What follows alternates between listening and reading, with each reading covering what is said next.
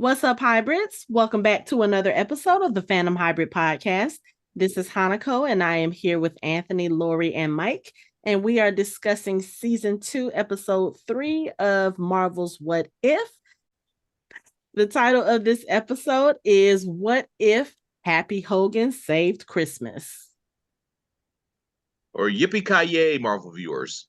It's true. Die Hard really is a Christmas movie. I don't even know why this is still a debate, but this episode proved it right here. Just the fact that they had Hammer falling off the tower, just like, yeah, it's totally a Christmas movie. Totally. In slow-mo. In slow-mo. Like, we're getting a lot of slow-mo in this series. This might be my favorite episode. There's one other that could tie it, but this gave me so much joy. I mean, you have no idea how much I love this episode. Was fun. I think I watched this episode and I kept laughing. I said, and I think I mentioned this when we discussed episode 1, and I was talking about the series and, in general. Jon Favreau probably had the most fun out of anybody shooting any episode of this season whatsoever, just because of the one-liners he got to say in this episode. Yeah.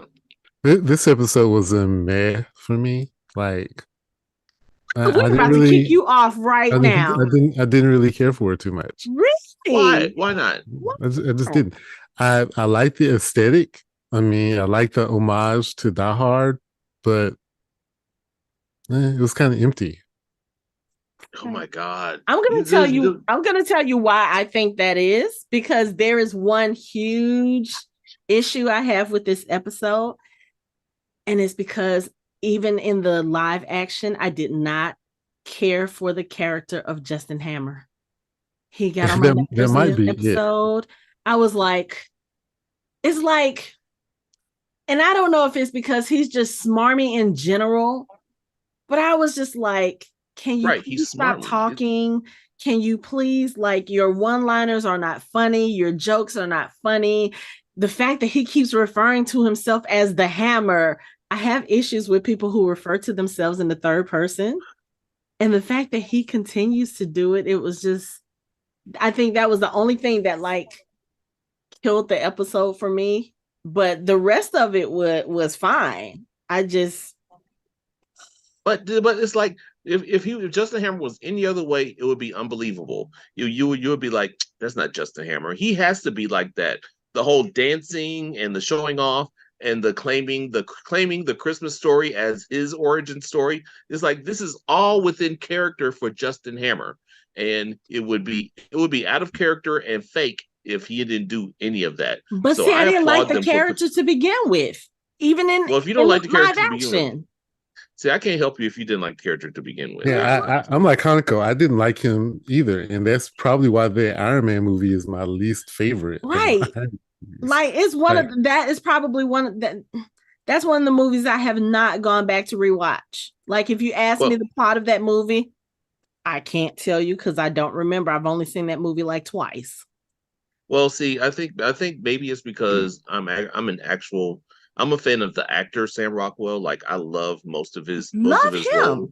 Yeah, but it's like, but that showed me that this movie, that him being Justin Hammer was just perfect. It's like because look, we all know a guy like Justin Hammer, a guy that thinks he knows everything, but really hardly knows what he thinks he knows. This is like every smart guy that you know in school who claimed to be it, you know what I'm saying? Who claimed to be like the head of the class, the valedictorian. He's like, I'm smarter than all y'all, and he doesn't know shit. And it's like, this is the guy, so we're supposed to hate him. He's like that guy to the nth degree, because I've been in school with those kind of guys, and I've never wanted to punch any of them in the face like I want to punch this animated character. He was just like, even the fact that he called himself Tony Stark's greatest adversary, and Maria Hill is like, what are you, a wealth tax? Like, that was a good line. Perfect. That was a great line. Now, this Sam Rockwell, I agree with you on that, but I had to take myself out of it because I have watched that movie more than twice, and I only watch it for certain things, suitcase armor, stuff like that. But as a character, yeah, he annoyed me. I hated his character, but that just shows how well he acted, in the character. But in this, I mean, just everything. I mean, I'm not saying this is a perfect episode, but this episode was so much fun. I mean, just all the way around. Anthony is still shaking his head like, no. No, it was okay. Which is like I said, okay. Like the difference, the difference with the first one, with the homage to Blade Runner, was it really wasn't like a carbon copy of Blade Runner. This was like trying really hard to be Die Hard. It was trying really hard to be Die Hard. And no, wait, well, no. The first episode was trying really fucking hard to be Blade Runner 2. You can't equate that. You can't differentiate that. It wasn't. Are you kidding me? Even, it's the same it wasn't thing, even Anthony. the same plot. This was literally the same plot as Die Hard. Literally the same exact. Except you have a super serum. You have all of these different super serum, droids. millions of dollars. Guy breaks into the during the Christmas party. It's the same freaking plot. You can't argue with me about it. I can't argue with you. I didn't say it was bad. It was empty for me. It was just empty. Like, I mean, no, but I get what you're saying. I mean, even with the characters making references, Darcy was like, "Do you want me to be your Reginald VelJohnson?" I mean, yeah, she said that and couldn't remember Die Hard because she was calling it Con Air and Under Siege, and it's like because she couldn't remember Die Hard, but she remembered that Reginald VelJohnson was in there. So shout out to Reginald VelJohnson for being memorable in 2 comic series. This and Invincible. And the first episode didn't sit there and tell you it was a Blade Runner episode. It didn't do that. So when did they this say is it was a Die Hard episode? Reginald VelJohnson reference. Darcy is basically making you think they basically had about Die Hard. They basically had the same exact car in the first episode from Blade Runner. It looked exactly the same. It was the same dark. The coat that Nebula wore was basically the same duster that Harrison Ford and Ryan Gosling wore in both movies. There are parallels in both shows. As I said, I appreciate the homage.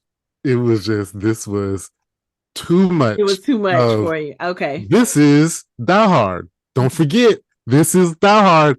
Don't forget. This is Die Hard. You remember him crawling through the vents? It's Die Hard. Yeah. Remember him jumping and sliding down when he's trying to pull himself up? Die Hard. Remember him sending the dude down the elevator with, ho, ho, ho, now I have a machine gun. And here we have the same almost exact thing. It's the same freaking thing. It is not like the first episode. And I'm going to leave it at that. Let's continue to talk about the episode. I'm done. Whatever. Rant. Whatever. You whatever. I still and then to top it all off, Justin Hammer is an empty vessel of a bad guy. Just empty. Okay. Just empty. He's just so like I get it. You got bested by Tony Stark. You got egg on your face. You feel like you have to do something to prove that you're smarter than him, that you're better than him, whatever. I get it. I get it. You come into Stark Tower, you ruin the Christmas party, you take over, the Legion. I mean, you do all of these things, and you still like, I don't know. It's just his character, something about. And I don't know if it's just, no, I'm not going to say it's just him being an animated character. It doesn't translate. I just don't like that character. He irritates me. I'm going to piggyback off something you said, Hanako. He got egg on his face. Who put the egg there? He did himself over and over and over again. You could have stolen all of Tony's tech. Could have stolen all of it Mm-hmm. and reverse engineered it. But no, you just wanted the Hulk blood. And you were going to inject yourself with it. So let's talk about this Hulk blood. So the whole premise of the episode, they're supposed to be starting out, it's a Christmas party. It's like a staff Christmas party for the Avengers. Everything is going fine.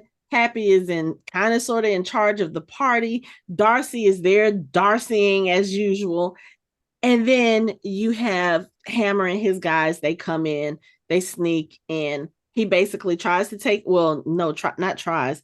He basically takes over the Iron Legion. And what he's there for is a serum, which we find out from Happy when he's talking to himself. Oh, the Hulk blood. I was like, what did Tony do now? That's literally the first thought. I paused the TV and I was just sitting there with my head like this, like, what the hell did Tony do? What did he do? If there's anything we know about Tony is if there's a problem, he's going to try to solve it. I know it. But his solutions don't always work. Like, they don't always work the way that he wants it. His solutions work. They don't usually work the way that he intended them to work. Okay. The road to hell. Exactly. It's paved with good intentions, and that's why Tony Stark is backing up a big ass concrete truck to pave the way, because he wanted to make a shield around the world. He wanted to secure everything and protect us from what was to come, but he made Ultron. And it's like he always does this. It's like he always starts one way. He's like it's like that's what he does. That's his thing. So right. You just kind of gotta let Tony Stark. Yeah. And I understand the attempt, because what he was doing with the serum was he was trying to figure out a way for, I guess, it to work without all the anger issues that Bruce has. I don't know if he was trying to I don't know if his intent was to actually make a serum that someone else could use to Hulk out, or if he was trying to maybe reverse engineer it so that he could take out what causes the aggression. We don't know at this point, because of course Tony is not in the episode for most of the episodes, so we're just going by the information we know. But either way it goes,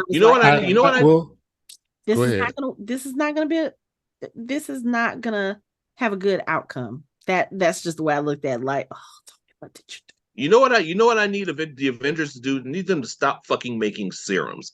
I need Nick Fury to stop making serums. I need Tony Stark to stop making serums. You see what the fuck happens every time they make serums? He made fucking Nick Fury had them create a serum of everybody who fought and who didn't fight Ghost during Endgame, and you see what the fuck happened. And now he has a fucking Hulk serum to try to make the Hulk a better Hulk, and you see what the fuck happened. It's like, stop making fucking serums. Hey, let's be honest though. Except for like the purple and green tinge, the serum worked pretty well. I mean, Happy Hogan accidentally injects himself with it, and he's able to fight off the bad guys and save the day, and he doesn't have the anger issues. Like, when we see him like really tearing things up, it didn't appear to be angry to me. He looked like, oh, hell yes, I can do this. Let me do this. Yeah. And that's what it was. I think this was the beginning of how he helped Bruce become Smart Hulk. And probably, yeah. Yeah. This was the beginning of the work they did. Okay.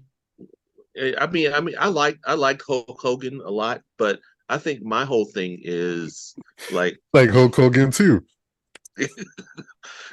Just saying, it's just right there. It's like, I mean, Hammer called him that too. When Hulk rains down on you. But it's like, why do we have to have a great drink Hulk though? It's like, how did he get to be purple? Like, I want to know how that happened, because it's like Bruce is green. It's like, to get green, you have red and blue together. It's like there's no There's no yellow involved in any of that. So it's like you can't go along the color spectrum to figure that out. So No, it's like red and blue make purple. that's what I said. Well, There's no yellow in it. Mike, I didn't think anything of it because Obsidian's purple. Yeah, but he ain't black. No, but see, there you go. But see, the thing is that I always assumed that anyone else than Banner who took the serum was going to turn that color, because Bruce, the way he got the radiation was that he was at the center of the nuclear radiation blast. Everybody else is a byproduct taken from Bruce's body, so you're going to have a lesser degree. So I didn't question the purple because of that. Oh. I don't know, because the leader is green, She-Hulk is green, Scar is green. Okay, the She-Hulk and Banner are cousins. Basically the same genetic DNA. Yeah. So The yeah, leader of is course she's green. gonna the leader is an alien. And No, he's also, not. let's think The about it leader for is human. She-Hulk. At least if we're going by what's in the show, because I haven't read those comics, she literally had his blood directly into her body. So that could have explained that too. Yeah, but that's also, true. And they're cousins. Yeah, that and they're cousins. And then also, I think because Bruce, who may have already had anger issues, and we know that his cousin was suppressing all of her anger issues. Happy is just a happy guy just in general. So maybe that has something to do with it. That could be. You think about the color green. Green is it's always associated with envy, jealousy, that kind of not necessarily rage filled emotions, but emotions on that spectrum. So maybe that could have something to do with it too. All I'm saying is the majority of Hulk's rogue gallery, whether by his blood or by gamma radiation, they're pretty much all green, except for Red Hulk and Red She-Hulk. Yeah, I was about to say, except for the So that's all I was saying. The blue just seems to be random. But also, I will say this too, as far as the purpleness and everything, because even when Happy pulled the syringe out of the centrifuge, the serum was green, but maybe it wasn't done doing what it was supposed to do, and that's why it reacted the way that it did. Because I'm assuming if Tony is working on it, his end result is not to have someone walking around looking like a big giant purple people eater. So I just think it was maybe just the process was interrupted and it just had that effect. Because if you think about it, the way that he turned once the serum was in him, he was turning a little bit at a time. Like he had the one leg that turned first, and that was the only thing that turned for a few minutes, and then the other leg, and then an arm, and then so I'm assuming that the serum is not supposed to work that way, because who wants to take that kind of time transforming into something? It reminded me of Dr. Jekyll and Mr. Hyde in The League of Extraordinary Gentlemen, the way that his transformation took place. I don't think that was the result. It just, this is what happens when you mess with unfinished product. But it's not like he did that on purpose. I mean, it really was an accident because he was in a life-threatening situation and he had fumble fingers. You know what? I can accept. I can accept that maybe this serum was a little funky because it wasn't intended to be used on anyone except for Bruce. Mm-hmm. So maybe it was supposed to have like a minimizing effect on him.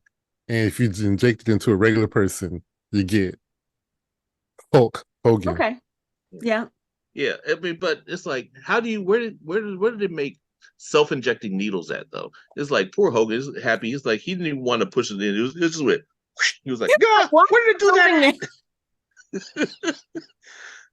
But I mean, this the whole transformation thing. This is Tony. Yeah. And I have to say it, sometimes when the Avengers are fighting and they need to do certain things, like if you have to have a serum like that and it has to be ready, a position where they can be like, oh, hey, can you inject this from it? It might. Tony was probably just looking ahead, but again, this is where the good intentions kind of fall short because of what actually happened.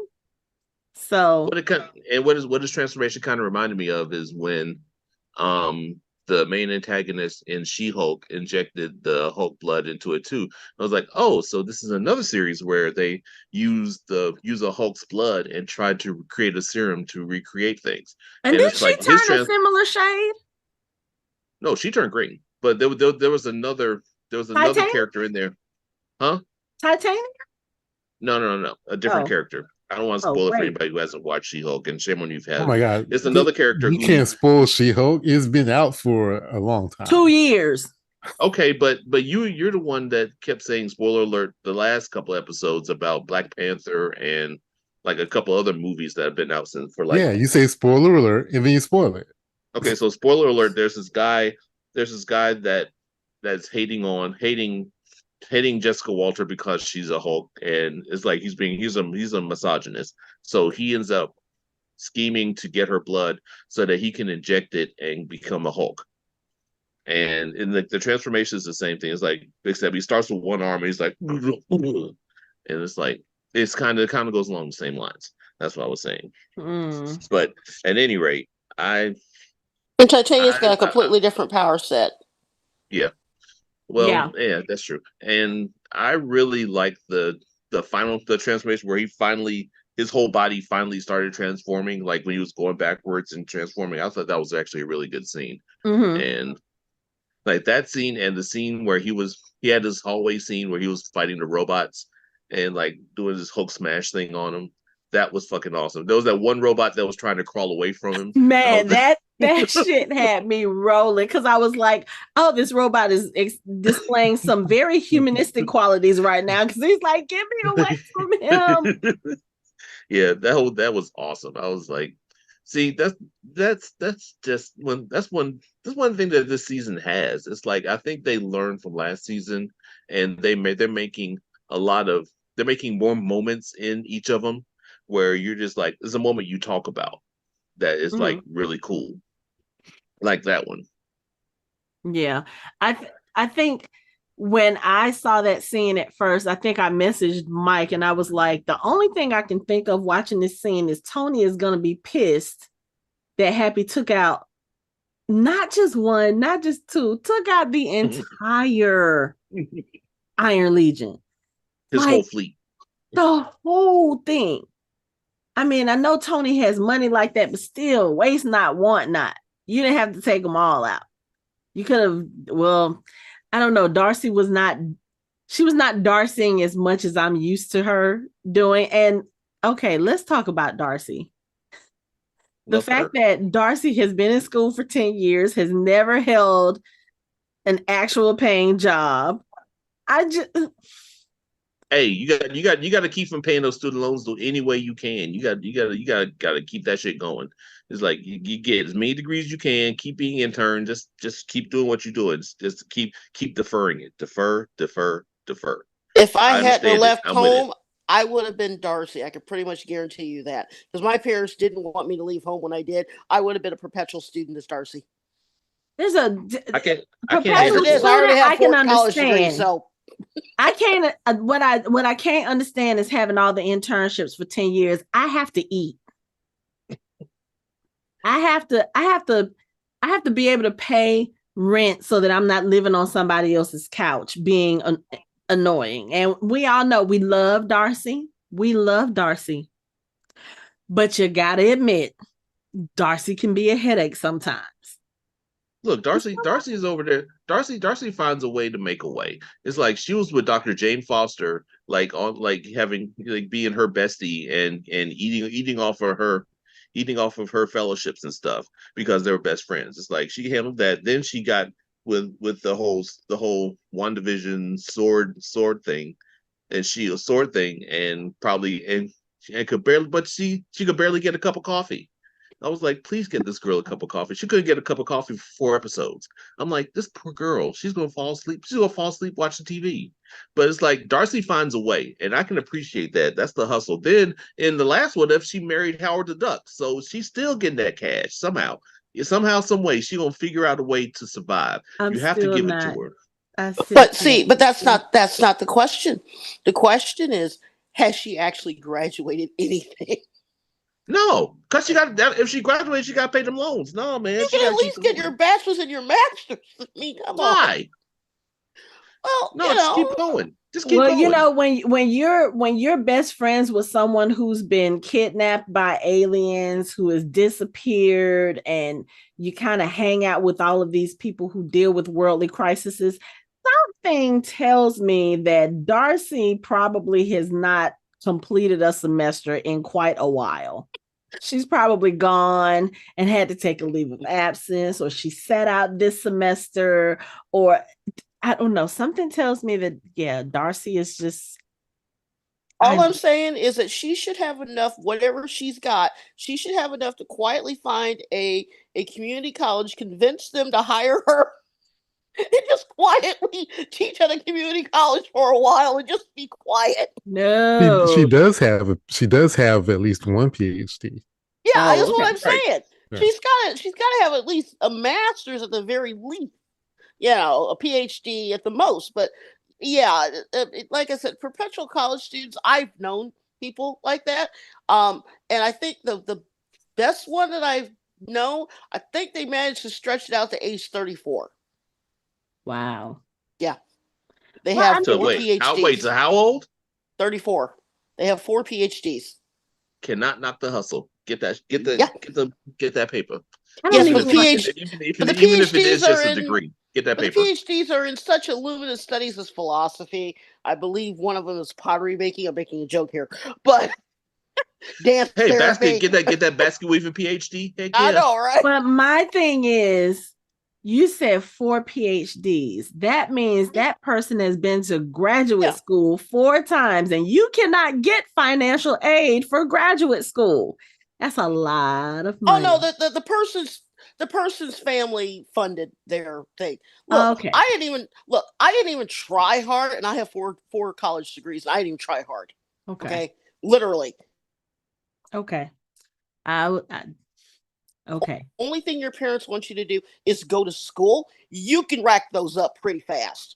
Okay. Yeah, you can wallpaper your wall with all your degrees. That's basically what they want you to do. Is just be like, whoop, there's another one. Whoop, and be as unemployable as humanly possible. If I didn't have the job I have now, I would be working at McDonald's because I have completely useless degree. Seriously.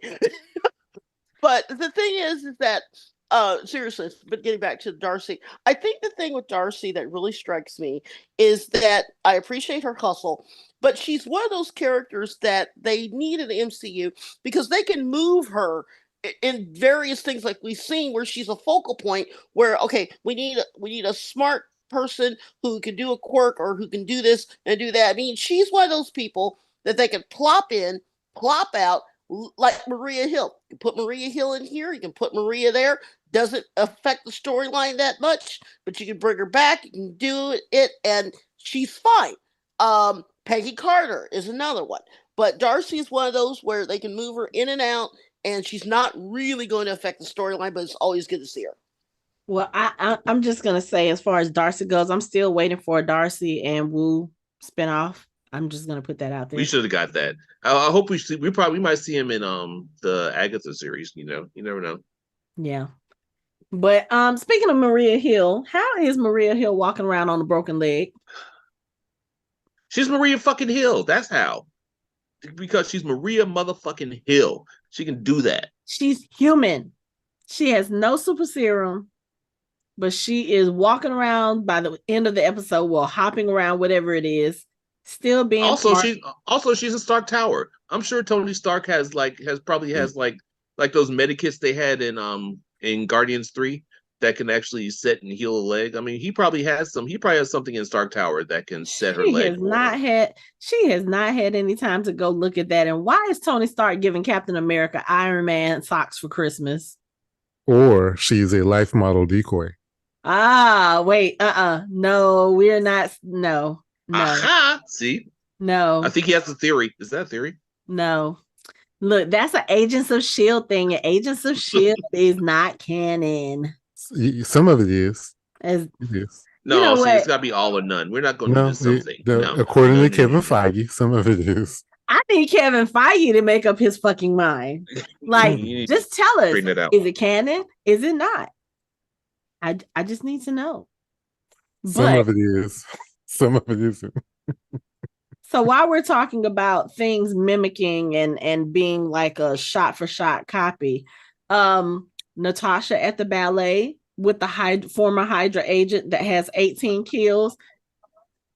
I'm sitting here looking at her like, Natasha, all you have to do is flick your finger at her, you can kill her. Tasha's got how many on her ledger? Y'all just had to put that scene in there. That's all that was.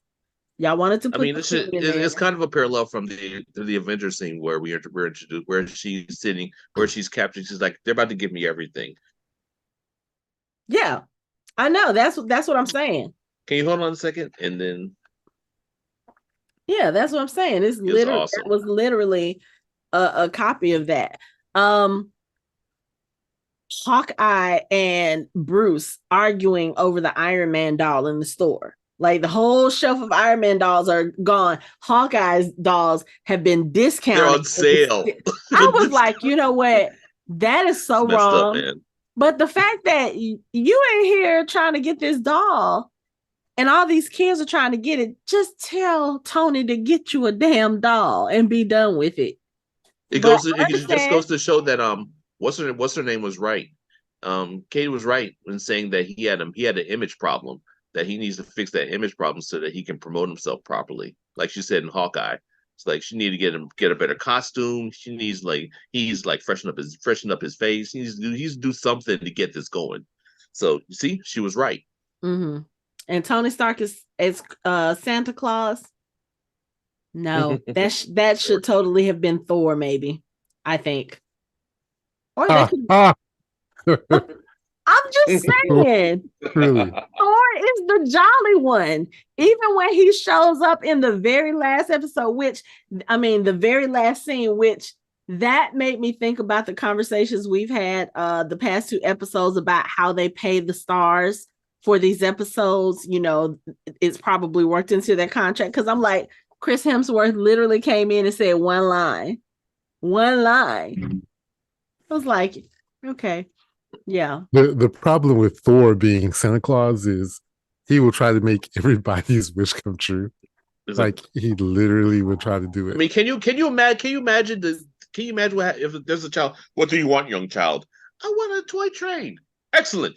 And he slams the child down. He says, "Another," and he's like, and they're like, poor child says, "I want a horse." Here you go, and there's a horse. You know? Exactly. There's the parents are looking at them like from Asgard. Right. Exactly. Yeah, but you know, Thor is the happy one. He's the chipper one. It makes more sense. Tony's sitting there like this.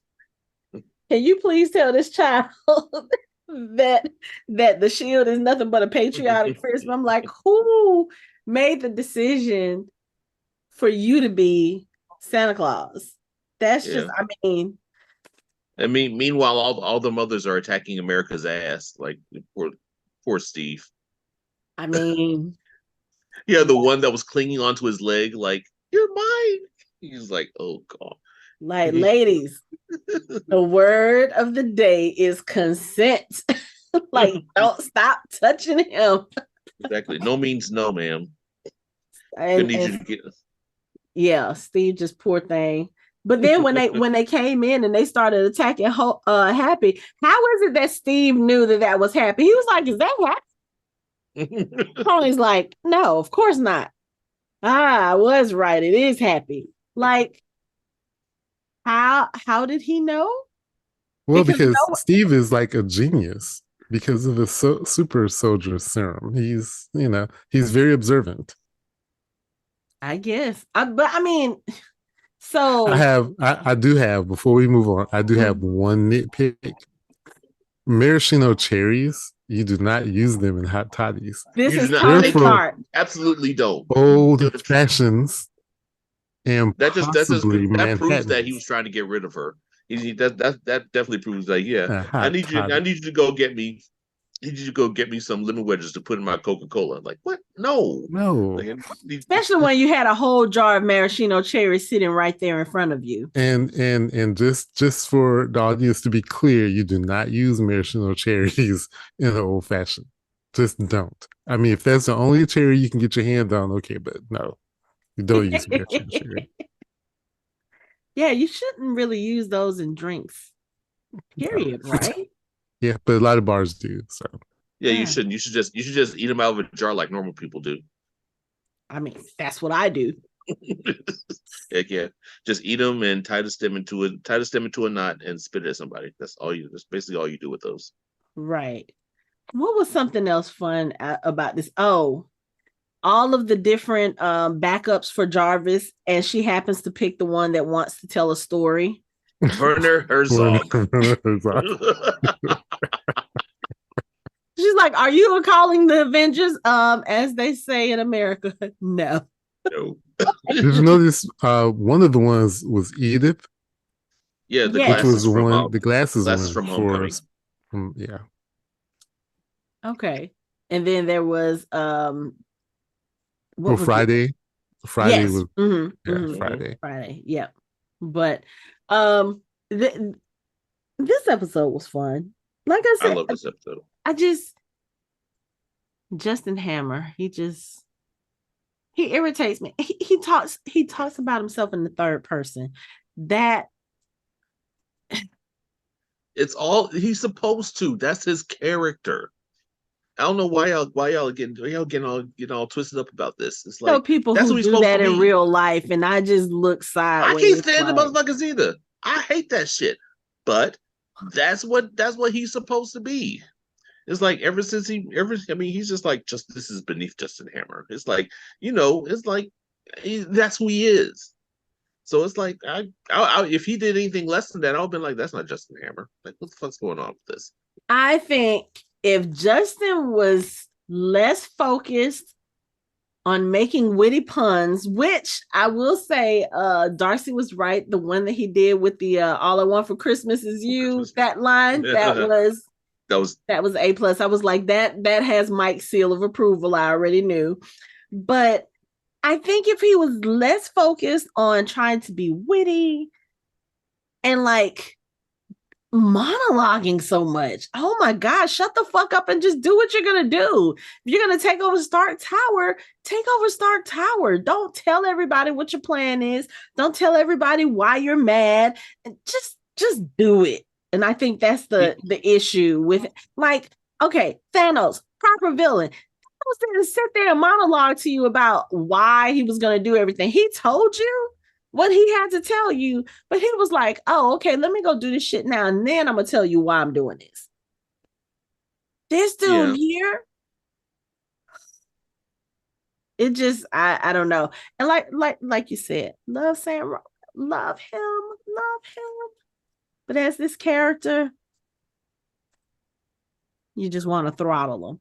And like he wouldn't I be was fully expecting for Happy Hogan to have a Hulk and Loki moment with this character. Mhm. I mean, he was in the Hulk Buster. He could have done it and not broken this man in two. He could have done it. It was funny that Hammer was doing the go to sleep on him. It's awesome. I was like, this is perfect. And then it's like, they were like, no, he's the villain. You see Hammer standing there with one arm, just like, what? Right. That was funny. Then like Tony just went beep, and he just fell apart. That was awesome. Right. Someone's like, "Oh no, you're the best insurance policy I could have." So does this mean that And he was like, what do you mean? Does this mean you don't have a cure? You do have a cure, right? And Tony's like, my head of a security guy's like, Tony, you didn't answer the question. You didn't answer the question. Is there a cure or not? No, answer the question without actually answering the question. He's like, yeah, my head of security is now a Hulk that I can't cure yet, but I will be able to. But hey, look at this, guys.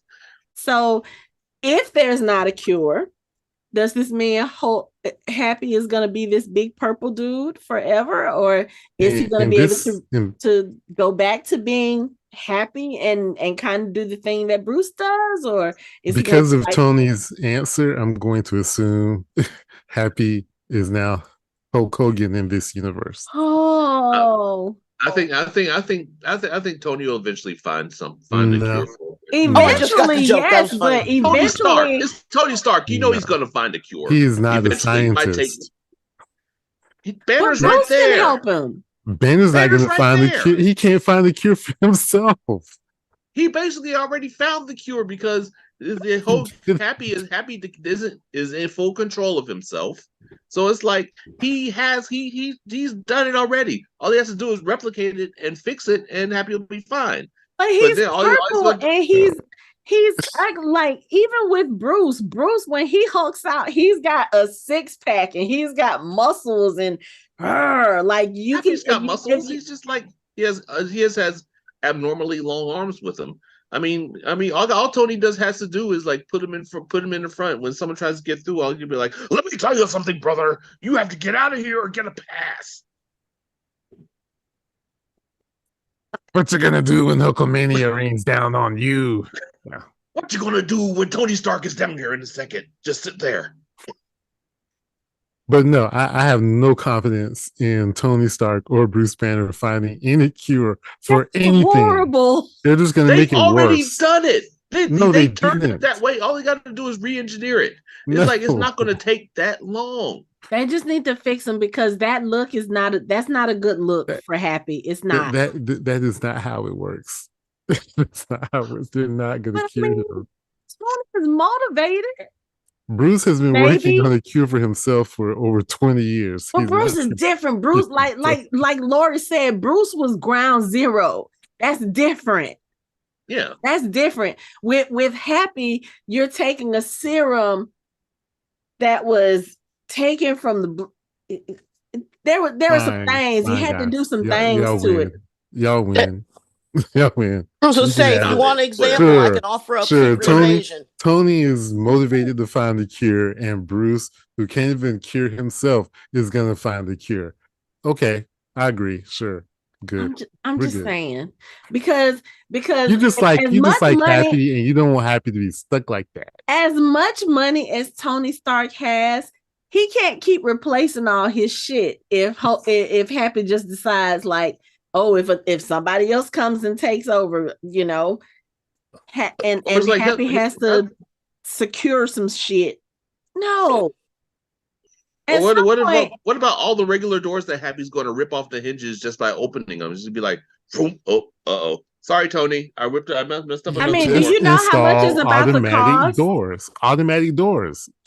Do you know how much those cost? And do you know how much? Look, you have the repairs that need to happen to Stark Tower. I mean, at the end of the episode, Stark Tower was still burning. Like they're literally having casual conversation while the building is on fire behind them. Do you remember a scene where Tony and Bruce destroyed an entire city block? And he calls Pepper. He's like, "Hey, can you purchase this for me?" Yeah, that was in Age of Ultron. Now. He bought the building and got into it. Yeah, you talk about a little fire in Avengers Tower. Really? Yeah, really. If I'd have to say, do y'all not understand how much money billions is? Right, it's a lot of freaking money. But if you continue to cause billions of dollars or multi-millions of dollars in damage every other Friday, that's going to add up. Okay. No, it's not. He perpetually makes money. He continuously increases his money. Here's a little insight. I'm not going to go into details, but if he's still at some degree making military or working for the military, those contracts that they hand out average to between $200 and $500 million. Remember, he stopped all that. He's out. See, there's secondary market on that. You don't have to be in the military and make weapons. You can make radios. You can make tires. You can do auxiliary and still get those contracts. Okay, those contracts. It doesn't have to be a gun. It can be a radio. It can be a drive shaft. It can be auxiliary. So he's making Stark tires? Yeah, pretty much. That Stark tire tower. Yeah, but if the tire is licensed by the military, 300 million easy for a contract. I mean, you have to understand these people. Just because you say you're not doing military doesn't mean you can't be adjacent and make products that they can use for other things that fall in that line. The other thing is, even if he said, I'm no longer making military weapons are going to create, they still have to fulfill previous contracts, and some of those contracts are 20 years, and you can't just pull out from signing with, say, the Army to make a 20-year contract in your year 7, and you're saying, my conscience says I can't do it. No, you have to finish. This is Iron Man. You really think the Army is gonna try to be like, oh, you know what? You breached your contract. We're gonna come after you. You really think they want that fight? They don't want that smoke. I'm just saying. I'm just saying. I mean, if they ordered 30 jets and he only made 15, they want their other 15 jets. They're gonna make their other 15 jets. Yeah, they're gonna want their jets. Yeah, no. So, yeah, you gotta make. I'm sorry, Mike. No, go ahead. I was going to say the one delight. I'm rewatching it. The one delightful moment that I'm getting from watching all this is when they finally come up against Happy, and they're all in the fighting mode. They do the slow mo like they're coming in, and Cap has got this ridiculous hat on. It is the coolest. He's got a ridiculous outfit on, like the whole outfit. He's like a elf, because I think they're all dressed like Natasha's dressed like a ballerina. Right. Tony was Santa Claus. So I think they were all like in the holiday spirit for this party. I'm sitting there going, oh yeah, he does have that. That's okay. That's cute.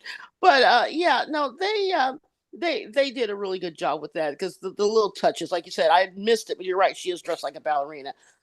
But I think that, as far as Christmas episode, this was so much fun. It just, it was very delightful. It was fun to watch. Like I said, I didn't know I wanted Die Hard an animated version, but I got it. And but it was like I said, this might possibly be my favorite episode, mainly because it was lighthearted and it didn't have any continuity on anything else. It was sort of a standalone, and you really can't do anything past Thor showing up at the end. And I think that's what a lot of people complain about this year and last year's What If, is like they're saying that it's not really in the spirit of What If, because What If comics were always a one-off. Like, you never had, like, I don't think, if I'm not mistaken, there were never like 1, 2, 3 part issues of What If. They usually focused on one thing, like what if Professor X got the Gemma Satoric and became Juggernaut? What if Rick James became the Hulk? What if Wolverine became this? It's like they were all individual issues, and they weren't like continuous episodes. So it's like when you have stuff that feeds off the other one, it's kind of not really in the spirit of the What If comics, and that's what a lot of people complain about the TV series. And I'm just like, just sit back and enjoy it, and stop like looking for things to be exactly how they were. Right. But it's like they're still basically in the spirit of the comics. It's just that they're expanding on it. And to be honest, a lot of people who read the What If comics kind of wish that they did this sometimes with some of the things that they covered, like to actually do it and then maybe have a follow-up issue to see it continue and then to see it conclude. It's like a lot of people really wanted to see that with some of the issues of What If, but they don't want to admit that. Right. Well, can I ask a question? And it might be a legal question, but in the spirit of What If, and I agree 100% what you're saying, can Marvel do a What If with Fantastic Four animated? Can they do a What If with X-Men animated? Can they? Well, that's what I'm asking. Because that would have made it. I don't know if they're still Sony. They're still under Sony, so they might not be able to. No, I don't. But no, I take that back, because they had Tom Holland. They had Tom Hollandish Spider-Man in last year in the zombie episode. So yeah, but they're no longer under Sony. I think that didn't the rights go back to Marvel? For what? for Fantastic Four and That was X-Men? Paramount, I think it was. Okay. Oh, okay. But yes, the rights have gone back to Marvel. Okay. Okay, So they could so use Fantastic Four. okay. They can use Spider-Man, but they'd have to, I think, no, they can use Spider-Man because they own the Spider-Man animated rights. Because see, the thing is, and then I'm not going to spoil anything, but the biggest, and I said it last time, the biggest problem that I had with the What If is that I didn't see Spider-Man, which was a big disappointment.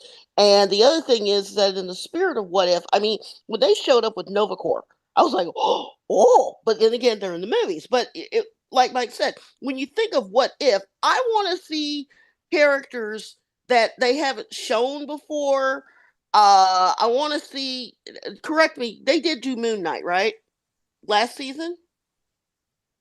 And No. What As far If? as the series, Yeah. yeah, Was the Moon series Knight was in it? last year, Yeah. So they had Moon Knight. but Okay. And he What wasn't in If? What If.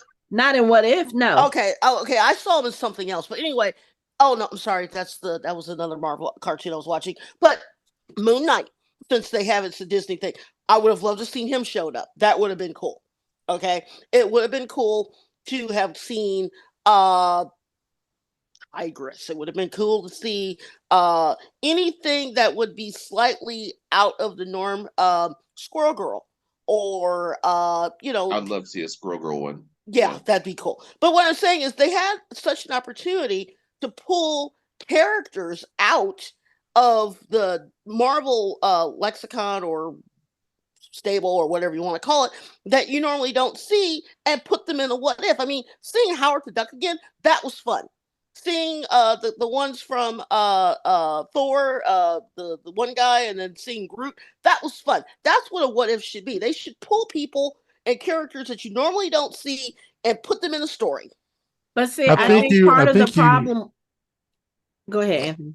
well, I was going to say, I think I understand where you're coming from, but from their perspective, they have to kind of stick within the framework of the MCU characters, because if you start going outside of that, it becomes kind of precarious with the audience. Yeah. Okay. And I think we're seeing that with the MCU fatigue with the live action movies, because what they've done in these newer phases is they've started introducing newer characters, and for the most part, most of these characters or most of these storylines are not being very well accepted. People are not like connecting with these characters. Like you've had the Eternals, um, you've had Shang-Chi, but aside from that movie, we haven't seen that character again. You've had, it's just we've had all these other characters. Moon Knight, we got Moon Knight, but now we've just found out last week it's going to be 2026 before we get the second season. And this season, it's already been 2 years since we've seen it. So I think I get what you're saying and I understand it. And I feel like in an animated series that probably would work better. But I think right now it's kind of like, don't introduce too many new characters, because then people are going to be like, okay, who is this new person I now need to keep up with, especially if you're talking about an audience that is mostly for the visual series and not necessarily comic book fans. You know what I'm saying? I think it'll be just a bit too much for everyone to be like, oh my God, here's another character we got to learn about and figure out who this is and how do they fit in this. And I just think it would be overly ambitious at this point. Now, if they want to do it for the final season, at that point, I think it'll be fine, because it's not like you're expecting anything after that. So if they want to do it then, it might work, but I don't know. I think they've got enough to deal with the characters that they are introducing now in the live action, and we still have characters that new characters that we'll be getting later on. So yeah, I think Yeah. yeah. Okay. Yeah. So, but anybody have any final thoughts on this episode before we close it out? out to Bill and Accounting for being Puffin 1 to Happy's Puffin 2. I was like, I don't know what Bill did to get above him, but shout out to you, Bill is brother. in charge of the money. That's what he did. When you're in charge of the money and you're the one paying for all the things that's going into this holiday party, then yes, you get top billing up under Maria Hill. Mm-hmm. That made total sense to me. I get it, but yeah, I really enjoyed this. Anytime we get some Darcy, I think that is awesome. It's like I just love her character. She just it's a character that doesn't take itself too seriously, and I like that because that's really rare in Marvel that you see. It's really rare that you see a character know their limitations and try to stay within them. And I think it's awesome. And she's so ditzy, but at the same time, so brilliant. Yeah. So Control Alt Delete. that was great. It's like, oh, that works. It's awesome. She was like, oh yeah, I figured that out when I worked for such and such IT department. Like, that is one of the first things they teach us when we get on a computer. If your computer gets frozen, hit Control Alt Delete. Yeah. But that was awesome. I loved that. I loved it. Okay. Oh, confetti arrows. I just need Tony, like, if you have time to make a confetti arrow, you have time to make a cure for this serum. And that's the last thing I'm going to say about that. That's it for our show. You can find us online at www.fandomhybrid.com. We are on social media on Facebook, Instagram, X, Threads. Everything else is Fandom Hybrid. You can watch our videos on our YouTube channel. You can chat with us on our Discord channel, and you can listen to us on all major podcast streaming platforms. Thanks for listening. We hope you join the conversation next time.